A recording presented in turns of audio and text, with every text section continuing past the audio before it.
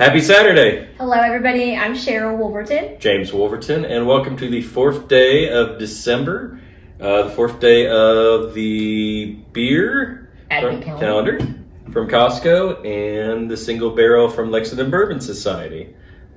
For those of you joining us first time, James Wolverton, I am a executive bourbon steward, working on a Cicerone, a lease beer server working on certified, and a distillery operator at the fabulous Castle Key. And my wife is amazing. I'm a health and life coach. You can find me at How to Make a Life, Health and Life Coaching. And I still say she's amazing. So, I am amazing. I can help make you amazing too. Yes. I'm a work in progress. See, this You is should why have we seen him when I met him. My No. So let's start with the beer like we did last time. Forgive my German. I did some research on it. Unfortunately, the app, I finally got it to work, but it gave me all the details in German. No, you're kidding. No. It's all in German. It's all in German. That is hilarious. So I went to a couple of things online. Redler is the castle, so they've been brewing there since 1830. Harzen, yeah. I know Trunk. I did find out it's a Marzen, which is, for those of you who know Oktoberfest, is a style of Oktoberfest. Oktoberfest is a designation more than a beer style. It's got to be done in Munich. So for breweries who want to do that style outside of Munich, they can't call it Oktoberfest. So it's either like a Marzen or Fest beer.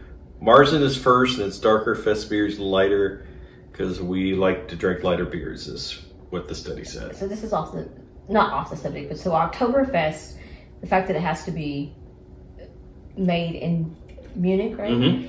It's a little bit like champagne. Right. Like the true champagne has to be made in the Champagne region of France. Oh, and I'm not used to this Stein. I haven't done this Stein forever, so forgive me for that head. That one. Yeah, I know. I poured a little hotter than I wanted to. I was gonna say, you could have done it different. Should have done it differently, or? Yeah, I could have took it aside a little bit more before I put it in, and I would have had less foam. Of course, foam is good. Foam brings the aromas to the top, cleanses out the flavor. You just don't want that much on a German. Now, if I poured that much on a Belgium style, it would make sense, because they are highly carbonated. Smells good. Very malty. Yes, James and the Cicerone program has helped me to learn a lot about even what type of glass you're supposed to serve the beer in. Oh, crisp. Speaking of the glass, that's I spent a couple of years in Michigan at Interlochen the Arts Academy, and we had many foreign students, and one actually brought me this Stein back from Germany with the lid, which that's the reason it makes sense for an Oktoberfest. It didn't, the pint glass from the other one a few days back. Yeah, there's been a few times when I'm testing him on his beer, and I have to pour it just in a plain generic pint, and like, this is the way it's supposed to be served. That's nice. I'm used that Oktoberfest and Marzens and Fest beer tend to be higher alcohol content, but this is only 5 something, which 5.3, so that's a baby beer. Average. I would say, especially for us here in America, that's about average for proof. Would recommend it. Obviously, they've been doing it for a few years, so that's been fun. That would be, I think, what was it, the first night we talked about, that beer was very summery, but this is a beer you could drink right now during the winter. And definitely August, fall. Fall, yeah. Good color on that. Maybe not so much like March. But. No. So, our thank you, Michael Lamb. No, Joe Mattingly. Michael Lamb's who gave it to us. Joe Mattingly's the... yeah. Okay, sorry. And honestly, we don't, either of us, I don't know much about this bourbon either. I know I think it's the Paddock shops. Yeah, Paddock, one hell of a pick. One hell of a pick. It should be, it's 131 proof. So it's going to be no joke. We might, when you start getting that high, if you start getting that high and people want to put an ice cube or a couple of drops of water in it, no judging at all. No judgment. Not that you should anyway, but You should not judge anybody on what they drink because they like to drink what they drink. Yes, they do. That's what my husband has taught me.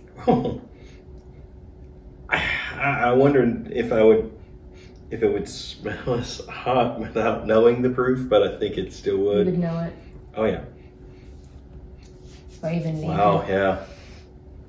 That's fun.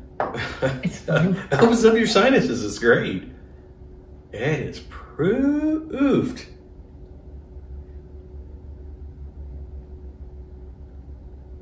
You're not getting it? I'm not getting it. Well, that's... I mean, I'm surprised because I was expecting to be like, woo. Open up the signs. You first. No, me first? Yeah, ladies first. Since I don't think it. See if it drinks 131. Nice little leg there. So it's got some... Yeah. Oh, yeah. Ooh. Oh, Not up front, but boy, that hits the back of your mouth. I like it. Holy cow. Woo, baby. That's... But it's sweet. I like it. Oh, yeah. So, for those tuning in who haven't experienced a lot of whiskey or more beer drinkers or wine drinkers, there's a phenomenon we call it the Kentucky hug, where it kind of hits your esophagus and just kind of, doesn't quite burn, but gives you that warmth feeling of kind of like getting hugged. You get it, tend to get a lot in the higher proof whiskeys and bourbons, and this definitely I'm kind of like, definitely the proof on the end because it's sweet. It's like a floral sweetness when you take. I mean, it's good. This is very good. Remember the Turkish Delights? Kind of the gelled candies. Oh yeah. But it's like they make the unique flavors, and some of them are floral. And I've always thought the rose was weird until I had it, and the rose is actually good. Okay. And that's what this reminds me of because it's really sweet but floral. You got a lot of good stuff. And then the back, it hits the back and you get a hug. So, wow. Okay, this is funny because since we're Go ahead.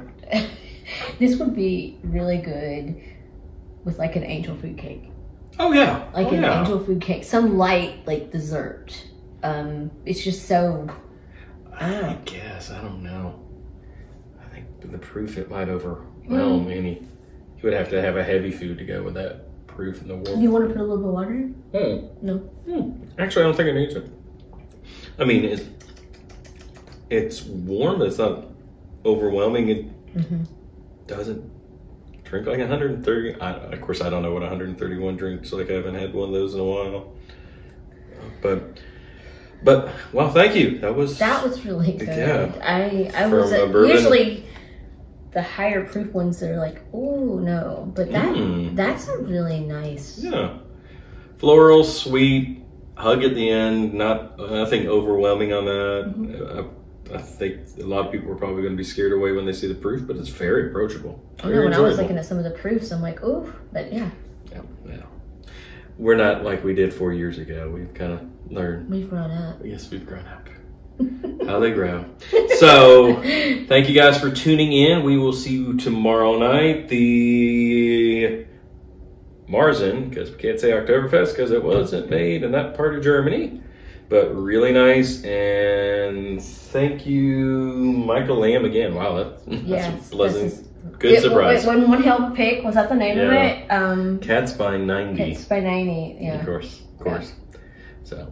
Bottle 13 of 69. Well, thank you guys. We will see you tomorrow night. Have a great one. Drink responsibly and have fun. Bye. Bye.